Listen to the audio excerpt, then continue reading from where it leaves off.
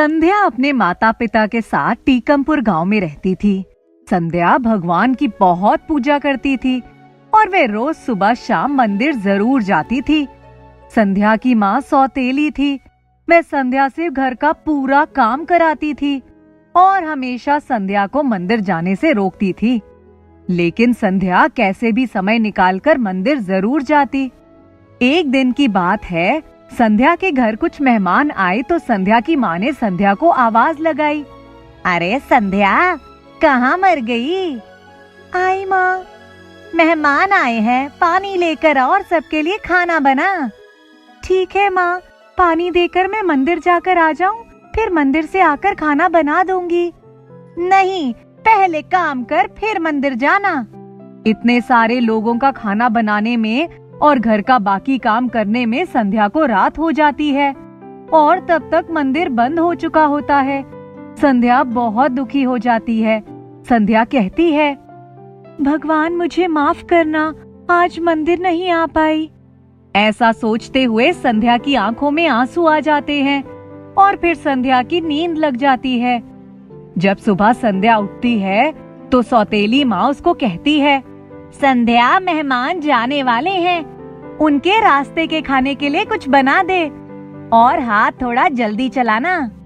जी माँ। अपनी बेटी की ऐसी हालत देखकर संध्या के पिताजी को बहुत बुरा लगता है, लेकिन बीमार होने के कारण वे संध्या की सौतेली माँ से कुछ नहीं बोल पाते और उन्हें सब कुछ चुपचाप सहना पड़ता है। अब कई बार ऐसा होने लगता है कि मंदिर जाने के समय संध्या की सौतेली माँ उसको कई काम बता देती हैं, जिसकी वजह से संध्या मंदिर नहीं जा पाती। एक दिन संध्या की सौतेली माँ संध्या को कहती है, संध्या, जाकर बाजार से सब्जी लेकर आ, ये ले 20 रुपए और कम से कम रुपए में सब्जी लेकर आना। लेकिन माँ, 20 रुपए में तो बहुत ही कम सब्जी आएगी। मुझे कुछ नहीं पता, 3 दिन की सब्जी इन्हीं पैसों में लेकर आ। अब संध्या बहुत परेशान हो जाती है कि वे क्या करे। सोचते सोचते बाजार पहुंचती है, लेकिन इतने कम पैसों में तो 1 दिन की सब्जी आना भी मुश्किल हो जाता है। तभी उसे एक बुढ़िया मिलती है। वह संध्या को परेशान देखकर पूछती है, क्या हुआ बेटा, परेशान क्यों हो? मेरी माँ ने मुझे सब्जी लेने के लिए कहा है और सिर्फ 20 रुपए दिए हैं। इतने कम रुपए में अब मैं कैसे सब्जी लूं? परेशान मत हो, यहाँ से थोड़े ही आगे एक बहुत बड़ा बाजार लगता है, वहाँ जाओ, वहाँ तुमको सस्ती सब्जी मिल जाएगी। संध्या खुश हो जाती है और उस बाजार में चली जाती है। वहाँ सच में सब्जी बहुत सस्ती होती है। संध्या वहाँ से सब्जी लेती है और उसके कुछ पैसे भी बच जाते हैं। वापस लौटते समय संध्या को मिट्टी का एक बहुत ही सुंदर मंदिर नजर आता है। संध्या सोचती है, क्यों ना मैं ये मंदिर ले लूं, इससे मुझे मंदिर भी नहीं जाना पड़ेगा और मैं घर में किसी भी समय पूजा कर सकती हूँ। और वे बचे हुए पैसों से मंदिर खरीद लेती है और वे घर जाती है। आ गई, इतना समय कैसे लग गया? वो इस बाजार में सब्जी बहुत महंगी थी और थोड़े आगे एक और बाजार लगा था, वहाँ से सब्जी लेकर आई हूँ।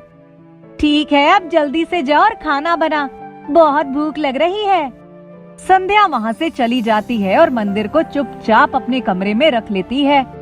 अब संध्या अपने घर में भगवान की पूजा करती है।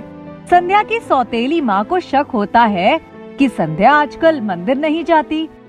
जब सौतेली माँ संध्या के कमरे में जाती है तो मंदिर देखकर आग बबूला हो जाती है। संध्या, तू ये मंदिर कब लाई और इसके पैसे कहाँ से आए? संध्या सौतेली माँ को सच बता देती है तो वह बहुत गुस्सा होती है। उसी दिन संध्या की सौतेली माँ मंदिर को नदी किनारे रख आती है और सोचती है, मैं भी देखती हूँ कि अब संध्या पूजा कैसे करेगी। लेकिन जैसे ही सौतेली माँ घर आती है, देखती है कि संध्या तो उसी मंदिर के सामने भगवान की मूर्ति की पूजा कर रही होती है। संध्या की सौतेली माँ डर जाती है। अब सौतेली माँ सोचती है, मैं इस मंदिर को पानी में डाल दूंगी तो इस मंदिर की मिट्टी गल जाएगी और ये टूट जाएगा।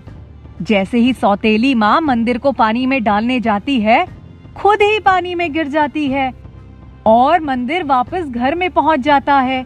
अब सौतेली माँ समझ जाती है कि इस मंदिर में कुछ ना कुछ अलग बात है। सौतेली माँ मंदिर को तो इसके बाद हाथ ही नहीं लगाती, लेकिन संध्या को और भी ज्यादा परेशान करने लगती है। संध्या को खाने के लिए कुछ भी नहीं देती, बचा हुआ खाना संध्या को खिलाती है। एक दिन संध्या की तबीयत बहुत खराब होती है। संध्या अपनी सौतेली माँ को कहती है, माँ आज मेरी तबीयत बिल्कुल ठीक नहीं है, मैं आज काम नहीं कर पाऊंगी। इतना सुनकर संध्या की सौतेली माँ आग बबूला हो जाती है और संध्या को मारने के लिए जैसे ही हाथ उठाती है, वैसे ही सौतेली माँ का हाथ मुड़ जाता है और मंदिर में लगा हुआ दीपक संध्या की माँ की तरफ बढ़ने लगता है। संध्या ये देखकर आश्चर्यचकित रह जाती है। संध्या की माँ संध्या से माफी मांगती है। संध्या को माँ पर दया आ जाती है। मैं भगवान को कहती है, भगवान मेरी माँ को छोड़ दीजिए और दिया वापस मंदिर में पहुँचा दीजिए।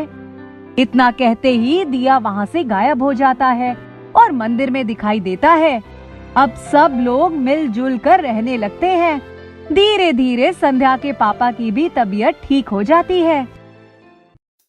एक गांव में सुषमा नाम की एक बच्ची रहती है। उसको डांस का बहुत शौक रहता है और वह बहुत अच्छा डांस करती है। सुषमा हमेशा इस फिराक में रहती है कि कब उसको डांस का मौका मिले।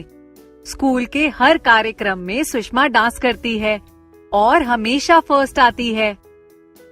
इस बात से उसके सभी दोस्त बहुत चिढ़ते हैं। एक दिन सुषमा की दोस्त आरती सुषमा से कहती है, अरे सुषमा, तुम इतना अच्छा डांस कैसे कर लेती हो? मुझे भी सिखा दो ना डांस। मुझे डांस करना बहुत अच्छा लगता है और मुझे पता ही नहीं चला कि मैं इतना अच्छा डांस कैसे सीख गई। मुझे भी सिखा दो ना। और आरती जिद करने लगती है, ठीक है, कल से मैं तुम्हें डांस सिखाना शुरू करूंगी, लेकिन देर मत करना क्योंकि मुझे पढ़ाई भी करनी होती है।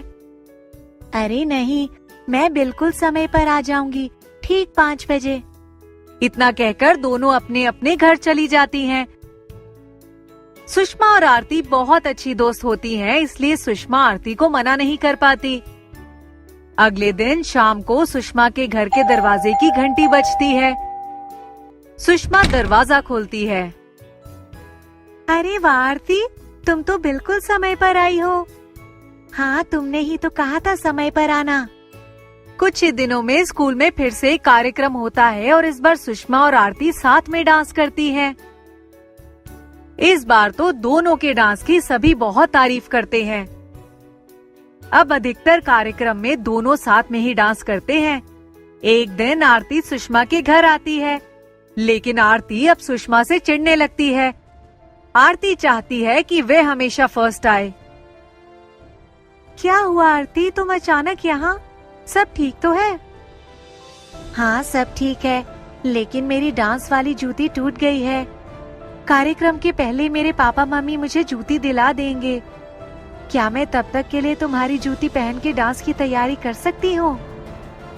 इस बार दोनों को अलग अलग डांस करना होता है। सुषमा को समझ नहीं आता कि वह अब क्या करे।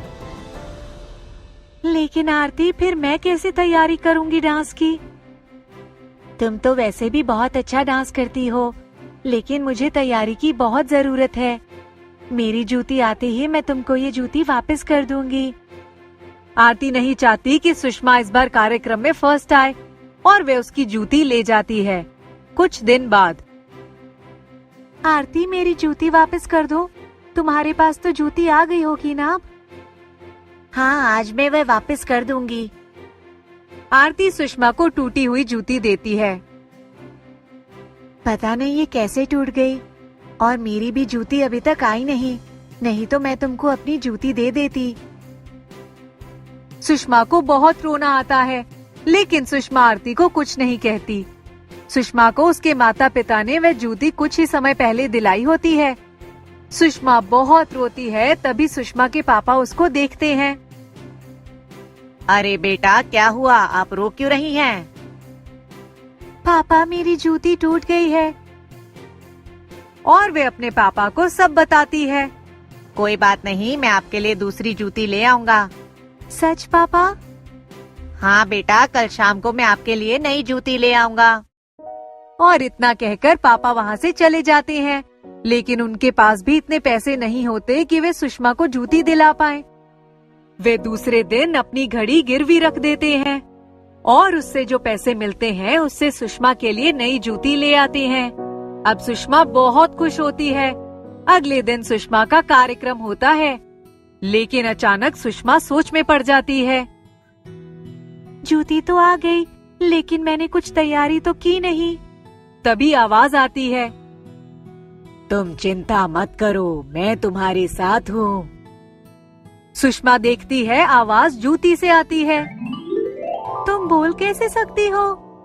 मैं जादुई जूती हूँ। इस बार सुषमा का डांस कमाल का होता है। सुषमा को यकीन ही नहीं होता कि उसने ही ये डांस किया है। अब बिना तैयारी के भी सुषमा का डांस पहले से बेहतर हो जाता है। आरती को शक होता है। आरती एक दिन चुपके से देखती है कि सुषमा अपनी जूती से बात कर रही होती है। तुम्हारा धन्यवाद, तुमने उस दिन से आज तक मेरा इतना साथ दिया। मैं समझ सकती हूँ, अब तुम चिंता मत करना। इतना देखते ही आरती समझ जाती है कि सुषमा की जूती जादुई जूती है। जादुई जूती सुषमा को पहले ही आरती के बारे में बता चुकी होती है। इस बार जब आरती सुषमा की जूती को तोड़ने जाती है तो सुषमा उसे देख लेती है। आरती, तुमने पहले भी मेरी जूती तोड़ी थी ना, ताकि मैं फर्स्ट ना आ सकूं? आरती डर जाती है। सुषमा, मुझे माफ कर दो। और बहुत रोती है। सुषमा को उस पर दया आ जाती है। ठीक है, लेकिन आज के बाद किसी की चीज के साथ ऐसा मत करना। आरती को अपने किए पर बहुत पछतावा होता है।